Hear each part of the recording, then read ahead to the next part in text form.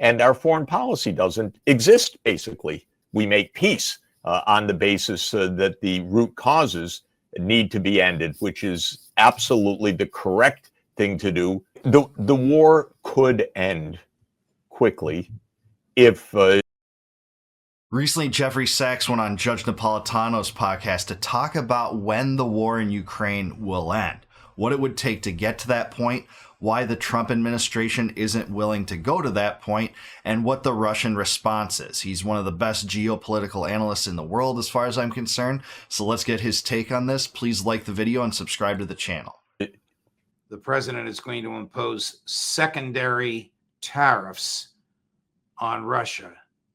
What kind of diplomacy is that? Well, a failure. Nothing is going to work of that sort. The president can't just say the war ends in 10 days. The biggest, I think, most precise adjective for American foreign policy is delusional, because American foreign policy under Trump, like under Biden and under previous U.S. presidents, is based on an extraordinary arrogance of power.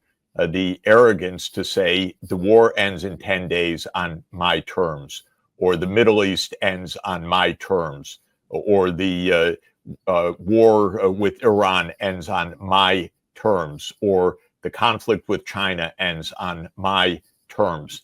This is the pattern. This is Trump's pattern, but it goes beyond Trump. Trump makes it very plain and very crude. But this is basically the idea that diplomacy doesn't matter. The U.S. does what it wants and demands that all other countries fall into line. It fails. This is why Trump's claim that he would end the war in Ukraine in 24 hours failed, because he did not pursue diplomacy. He just made orders. Yeah, I totally agree with this. If there are two words to categorize American foreign policy, it is delusional and antagonistic and arrogant. That's, I guess, 3 words. But I'm with him. Even if you're the biggest pro-Ukraine supporter, the biggest zealot that supports this proxy war with the Russians, I think you have to admit that the sanctions regime and the tariffs haven't exactly worked to your benefit, have they? Because Russia still controls the Donbas provinces, about 85% of Luhansk, Donetsk, Kherson, and Zaporizhia, and it doesn't seem like that's changing anytime soon. So he's right. Like in any compromise, foreign policy compromises are reliant on both sides giving something up.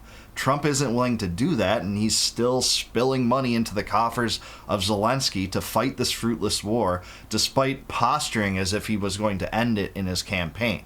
You know, this has been remarkably similar policy to what we saw during Biden, just slightly different rhetoric because Biden wasn't all with it and the deep state was controlling his presidency. But we still don't see much difference in how Trump's handling it either. So, yeah, I'm with Sachs here. This is an arrogant policy. Trump makes it cruder, but it's not like previous presidents haven't acted in the same crude manner toward foreign powers. This is why there is a genocide underway with U.S. full complicity and full responsibility in Gaza, a genocide of people being starved to death before our eyes, with the U.S. playing a major role in this. This is a failure. This is why there is no settlement with Iran, despite Trump claiming at one point that he would have a diplomatic arrangement. This is why there is no settlement on issues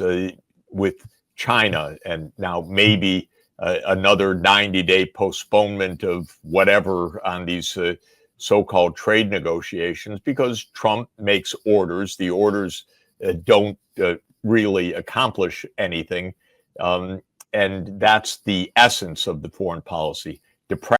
Yeah, he's right. And with Yemen, too, Trump bombed Yemen for about a month, did nothing. The Houthis have stayed in power despite a 10-year civil war on the ground with Saudi Arabia and the participation of the U.S. in the form of a naval blockade too. So that's been a failure too. It's not like Trump's willing to go away from there. He used one of his only vetoes in his first term to keep that theater going. But yeah, in Gaza, he allowed Netanyahu to violate the ceasefire he orchestrated on the day before he entered the presidency for his second term.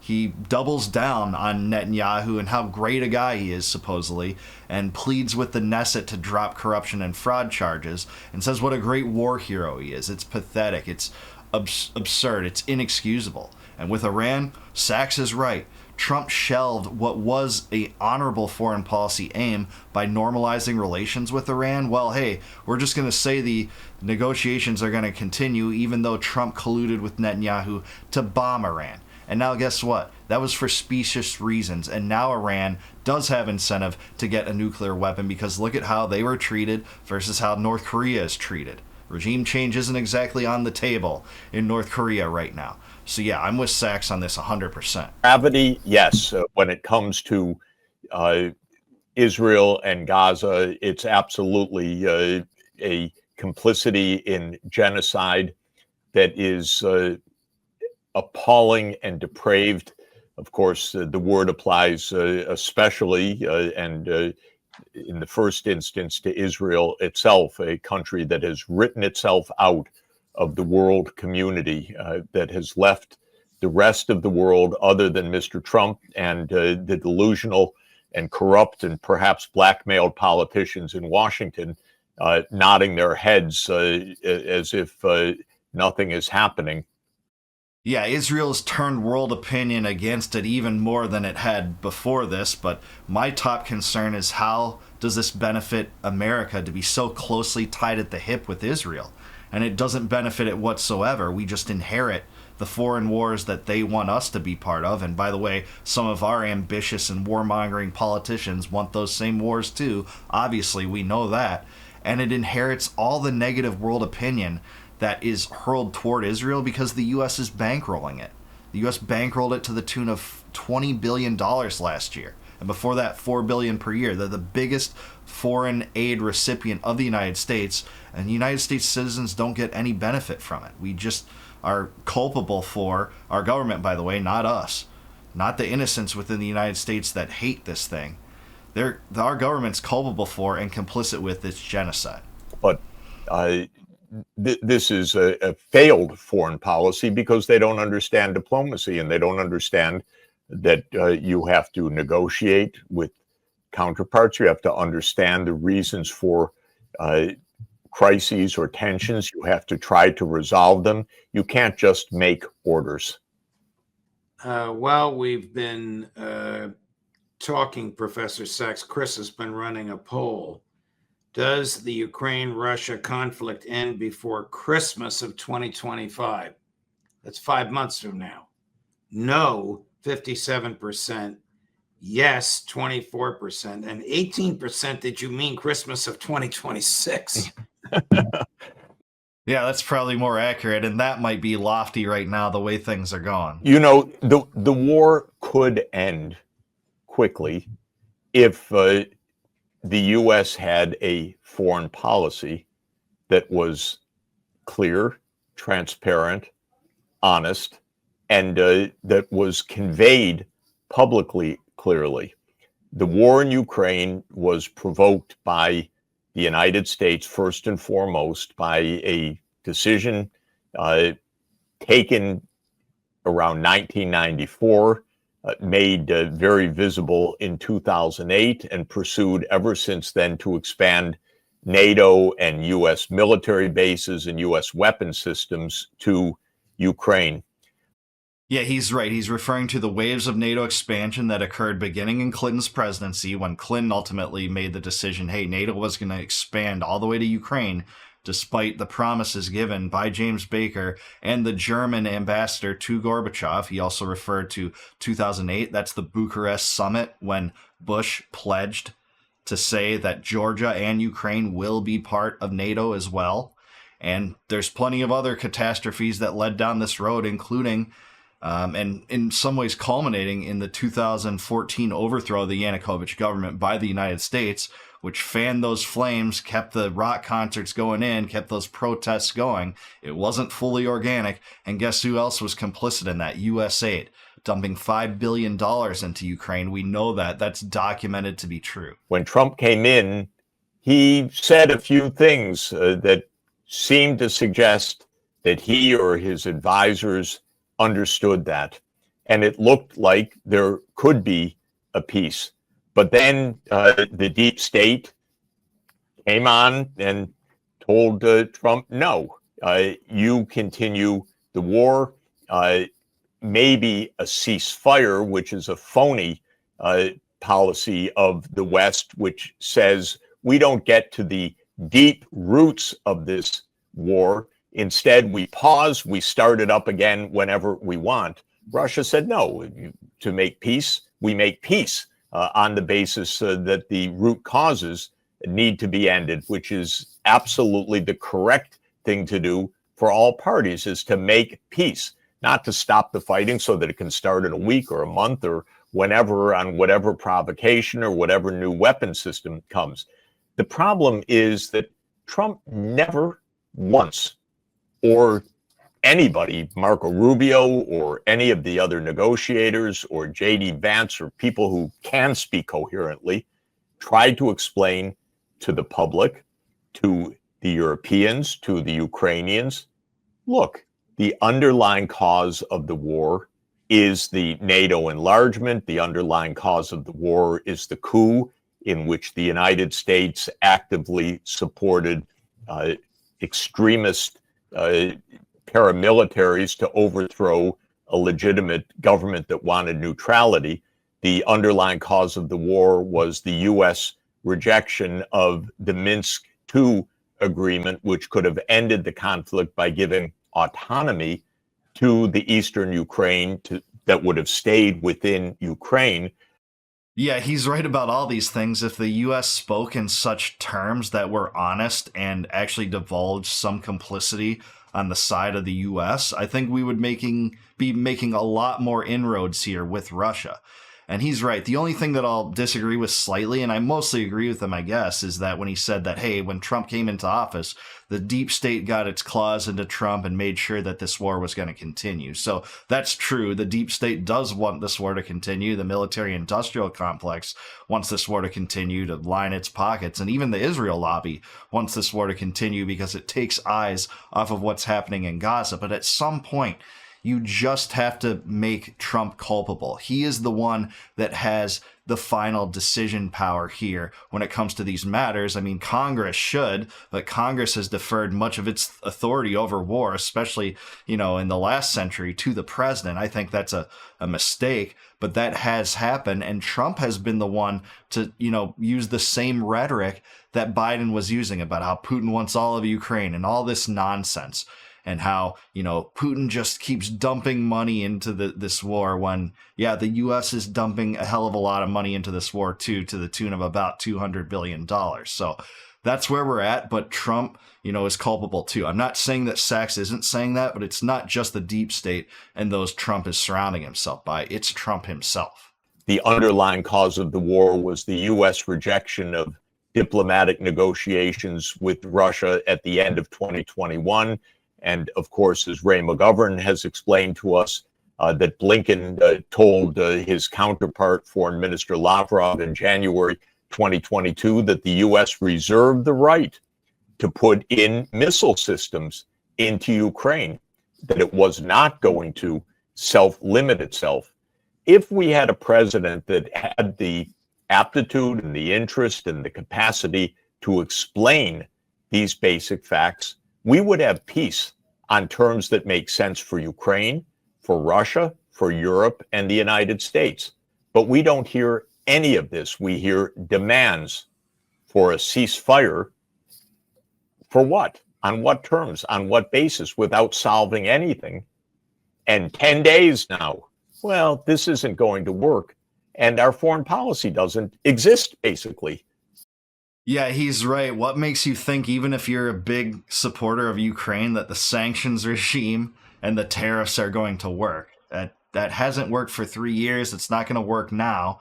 Russia expects what it's always said. It's been very clear and very, actually candid about what it wants. And it's a pledge that Ukraine can't be in NATO, that NATO resources are pulled out of the region, that the U.S. stops bankrolling this war, and the EU does too. That will force a peace. If the U.S. disengages, that's all it will take to force a peace. Zelensky will have no choice. If he doesn't have a peace at that point, it means capitulation to all of Russia without U.S. support. And guess what? He would have gotten a better deal out of Istanbul, and the Russians are on record being willing to negotiate this war away. They didn't have to even take this territory, and to the extent that it is now, if Zelensky would have agreed to that. But he was talked out of that by Boris Johnson and the United States to keep fighting this war. And he's never going to get the kind of deal that he was offered at Istanbul because of it. Making demands on Truth Social or in a statement like this is not a foreign policy. It's a route to disaster. And, it's supposed to be a serious country with 6,000 nuclear warheads and the largest military in the world and $30 trillion U.S. GDP. You'd think a president could give a speech to the American people. Someone could write it for him. You'd think that we could have some coherence in foreign policy. You'd think that our leaders could behave better than children. They behave worse than children. But no, we don't have any of that right now. This is why the world is so dangerous. This isn't the public's demanding war. This is a few people playing games, and the rest of us watching in stunned worry and alarm and amazement at how utterly childish, duplicitous, and ineffective all of this is. Yeah, certainly so. He said it. He said America essentially doesn't have a foreign policy at this point. And in that context, I agree. We don't have a traditional foreign policy the way foreign policy has been considered, which means other options are on the table than wars and regime change operations and just slapping sanctions on any of the CIA's latest boogeyman nations. That was not exactly what you would expect to be foreign policy in the classical definition. But look, the U.S. foreign policy is war making. It is regime change. It's military strikes. It's bossing around the world, playing the world's policeman. And if you don't step in line, we're just going to try to hurt you economically, which hasn't solved anything. In fact, that gives the Russians a propaganda weapon against the United States to say, hey, all of the misfortunes that you're feeling in your daily life and in the economy are because of this enemy power over here. It doesn't really affect the Russian government. It's the people that suffer from sanctions and tariffs and not the actual governments involved. And that's something I don't think the Trump administration knows. Not to say that a lot of the administrations that preceded his knew that either. But that's the road we're on. We're in a war-making foreign policy. It's empire building. It's what Ron Paul and Dennis Kucinich warned about, and Pat Buchanan talked about for so many years, about how the U.S. was on this path to perdition because of its empire building. Well, if you're a fan of limited government, you can't have a limited government world empire. There's no such thing. You give up one by accepting the other, and that's what we've seen here for sure. And, I don't see us going away from it. It won't go away from it unless Trump's mentality toward this changes. And it is Trump. It is how his rhetoric has not been followed through with actions. It is a result of some of the people he surrounds himself with, the lobbies, the military-industrial complex. But it's also Trump himself.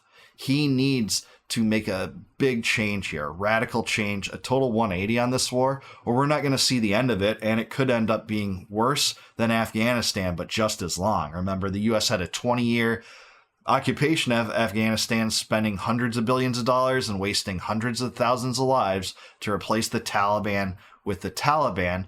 But in Ukraine, it could be nuclear brinksmanship with Russia for 20 years and cost, I don't know, maybe 10 times that amount if the U.S. is willing to continually aid this catastrophe that's going nowhere and that there's no end game for. Zelensky doesn't even talk about aims anymore. All he's trying to do is beat back the Russians in the Donbass, but hey, I'm an American. I don't really care who rules the Donbass. I shouldn't be involved in this, and neither should my tax money be.